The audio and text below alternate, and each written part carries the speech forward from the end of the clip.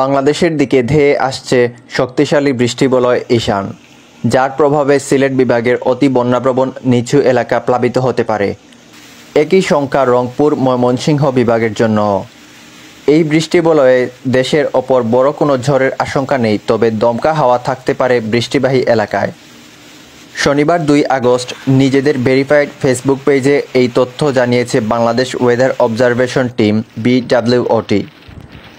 Facebook পোস্টে বলা হয়, এটি একটি প্রায় পূর্ণাঙ্গ বৃষ্টিবলয়। এই বৃষ্টিবলয়ে দেশের প্রায় সব এলাকায় যথেষ্ট বৃষ্টির সম্ভাবনা আছে এবং এই বৃষ্টিবলয়ের কারণে দেশের প্রায় 90% এলাকায় কম বেশি বৃষ্টি হতে পারে।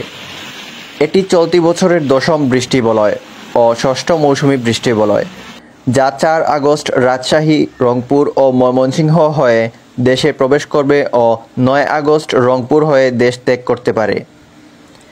এই বৃষ্টিবলয় সর্বাধিক সক্রিয় থাকবে রংপুর, ময়মনসিংহ ও সিলেট বিভাগে। বেশ সক্রিয় থাকবে রাজশাহী, চট্টগ্রাম ও ঢাকা বিভাগে। মাঝারি সক্রিয় থাকবে বরিশাল ও খুলনা বিভাগে।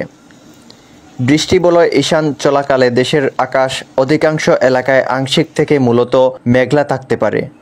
অধিক সক্রিয় এলাকায় মেঘাচ্ছন্ন থাকতে পারে।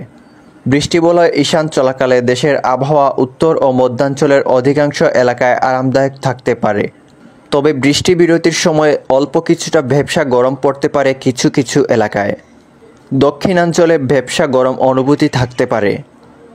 ঈশান চলাকালীন সময়ে বেশি সক্রিয় স্থানে রোদের উপস্থিতি তেমন পাওয়া যাবে না।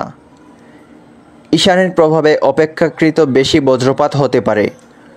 রংপুর, ময়মনসিংহ ও সিলেট বিভাগের অতি বন্যাপ্রবণ নিচু এলাকায় বন্যা হতে পারে। এ সময় চট্টগ্রাম এবং সিলেট বিভাগের পাহাড়ি এলাকাতে পাহাড় ধসের বেশ আশঙ্কা রয়েছে, তবে বেশিরভাগ সময়েই সাগর নিরাপদ থাকতে পারে।